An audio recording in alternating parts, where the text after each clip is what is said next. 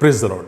આજે આપણે રોમન 6 અને તેની 18મી કલમમાંથી પ્રભુના વચનો જોવાના છે। વચન આ પ્રમાણે છે, એ પ્રમાણે પાપથી મુક્ત થઈને તમે ન્યાયપણાના દાસ થયા। આમીન। આ પ્રભુનું વચન છે, રોમન 6 તેની 18મી કલમ। રોમનના પત્ર તેના 6થા અધ્યાયની 18મી કલમમાંથી જે આજે આપણે વિષય જોવા માંગીએ છીએ એ વિષય છે ન્યાયપણાના દાસ, ગુલામ। દાસ, ગુલામ અંગ્રેજીમાં સ્લેવ। હાલના સમયમાં આપણે દરેક વ્યક્તિ કોઈને કોઈ બાબતોના ગુલામ છે। જગત અને જગતની બાબતોના આપણે કોઈને કોઈ રીતે ગુલામ છે। ઘણા બધા લોકો એ વ્યસનોના ગુલામ છે અને જ્યારે એ વ્યક્તિ એ બાબતોની ગુલામી હેઠળ આવે છે ત્યારે એ વ્યક્તિ એ બાબતની સંપૂર્ણ આધીનતા હેઠળ આવી જાય છે।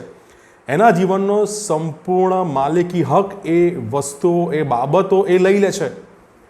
ગુલામી આ શબ્દનો જો અર્થ આપણે જો જોવો હોય તો ગુલામીનો અર્થ એ છે કે જ્યારે આપણા જીવનની અને આપણા જીવનની સાથે સંકળાયેલી દરેક બાબતોની સંપૂર્ણ માલિકી, સંપૂર્ણ આધીનતા અને આપણી ઓળખમાં જ્યારે મૂળભૂત પરિવર્તન આવે છે, એ બદલાણ આવે છે, એટલે એ અવસ્થા, એ પરિસ્થિતિ એટલે ગુલામી। આપણી માલિકી, આપણી આધીનતા અને આપણી ઓળખમાં જ્યારે પરિવર્તન આવે એટલે એને ગુલામી કહેવાય। આપણા અસ્તિત્વનો સંપૂર્ણ અંકુશ બીજી કોઈ બાબત, બીજી કોઈ વ્યક્તિ જ્યારે એ લઈ લે એને આપણે ગુલામી કહીએ છીએ। અને આ શાસ્ત્રપાઠમાં રોમનોને પત્ર તેના 6થા અધ્યાયમાં એ સ્પષ્ટ આપણી અગાઉની અવસ્થા વિશે માહિતી આપેલી છે। રોમન 6 17મી કલમ ત્યાં લખેલું છે, તમે પાપના દાસ હતા। પ્રેરિત પાઉલ એ આપણને આપણી અગાઉની અવસ્થા એ યાદ કરાવે છે અને કહે છે કે તમે પાપના દાસ હતા।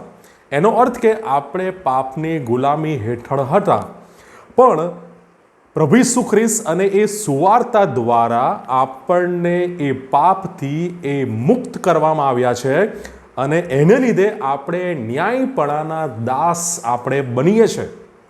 જ્યારે આપણે પાપી હતા અને એવા સમયે પ્રભુ ઈસુ ખ્રિસ્તે પોતાનો પ્રાણ આપીને અને સુવાર્તા દ્વારા એ આપણને પાપથી મુક્ત કરે છે અને એમ થઈને આપણે ન્યાયપણાના દાસ આપણે થઈએ છીએ। આપણી સામે બે ઓપ્શન અહીંયા આપણે જોઈ શકીએ છીએ, પાપના દાસ અથવા ન્યાયપણાના દાસ।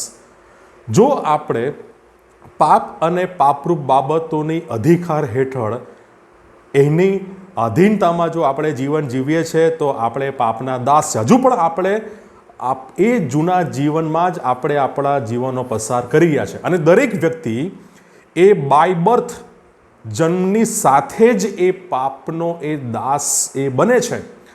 પણ વ્યક્તિ જ્યારે પ્રભુ ઈસુ ખ્રિસ્તનો સ્વીકાર કરે છે, પ્રભુ ઈસુ ખ્રિસ્તને પોતાના જીવનનો સંપૂર્ણ અંકુશ પ્રભુ ઈસુના હાથમાં સોંપે છે અને પ્રભુ ઈસુ ખ્રિસ્ત એને પાપથી મુક્ત કરે છે, ત્યારે એ વ્યક્તિ ન્યાયપણાનો દાસ એ બને છે।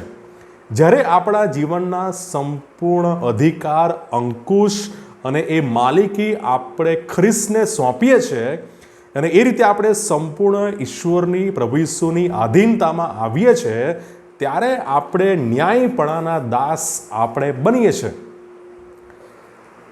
સાથે આપણને એ સમજ અથવા એ પ્રશ્ન પણ એ આપણા મગજમાં એ ઉદ્ભવે છે, કેવી રીતે ન્યાયપણાના દાસ આપણે બની શકીએ। રોમનોને પત્ર તેનો 6થો અધ્યાય 12 અને 13 કલમમાં આપણે જોઈ શકીએ છીએ કે સૌથી પહેલી બાબત કેવી રીતે આપણે ન્યાયપણાના દાસ બની શકીએ છીએ। સૌથી પહેલી બાબત, જ્યારે આપણે પાપની દુર્વાસનાને આધીન થતા નથી ત્યારે આપણે ન્યાયપણાના દાસ બની શકીએ છીએ, પહેલી બાબત। બીજી બાબત, જ્યારે આપણે આપણા શરીર અને આપણા શરીરના અવયવોને અન્યાયના હથિયારો થવા સારું પાપને આપણે સોંપતા નથી ત્યારે આપણે ન્યાયપણાના દાસ બની શકીએ છીએ। એનો અર્થ એ થયો કે જ્યારે આપણે આપણા શરીર દ્વારા ઈશ્વરને અર્પિત થઈએ છીએ, ઈશ્વરની આરાધના આપણા શરીર દ્વારા થાય છે ત્યારે। અને ત્રીજી બાબત, જ્યારે આપણે ઈશ્વરને સમર્પિત થઈએ છીએ ત્યારે આપણે ન્યાયપણાના દાસ બનીએ છીએ અને જ્યારે આપણે સુવાર્તાનો સ્વીકાર કરીએ છીએ અને એ પ્રમાણે ઈશ્વરની આજ્ઞા મુજબ આપણે આપણા જીવનો જીવીએ છીએ ત્યારે આપણે ન્યાયપણાના દાસ એ બની શકીએ છીએ। તો કેવી રીતે ન્યાયીપણાના દાસ બની શકાય? જ્યારે આપણે પાપની દુર્વાસનાને આધીન થતા નથી ત્યારે, જ્યારે આપણે આપણા શરીરના અવયવોને અન્યાયના હથિયારો સવા પાપને સોંપાતા નથી ત્યારે, ઈશ્વરને સમર્પિત થયા છે ત્યારે, અને આપણે સુવાર્તાનો સ્વીકાર કરીએ છીએ ત્યારે આપણે ન્યાયીપણાના દાસ એ બનીએ છીએ.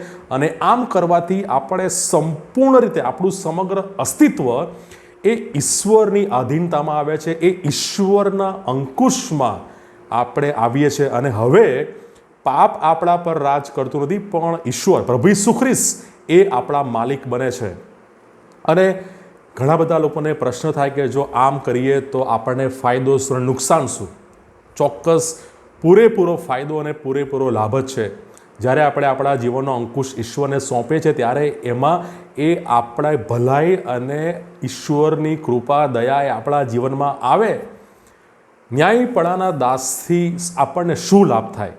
બે બાબતો આપણા જીવનમાં એ બને છે. સૌથી પહેલી બાબત, આપણું પ્રભુ ઈસુ ખ્રિસ્ત દ્વારા એ પવિત્રીકરણ થાય છે.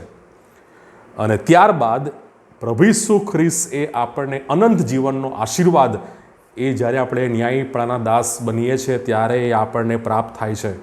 પવિત્રીકરણ અને અનંત જીવન, આ બે મોટા આત્મિક આશીર્વાદો આપણને ન્યાયીપણાના દાસ બનવાથી આપણને પ્રાપ્ત થાય છે.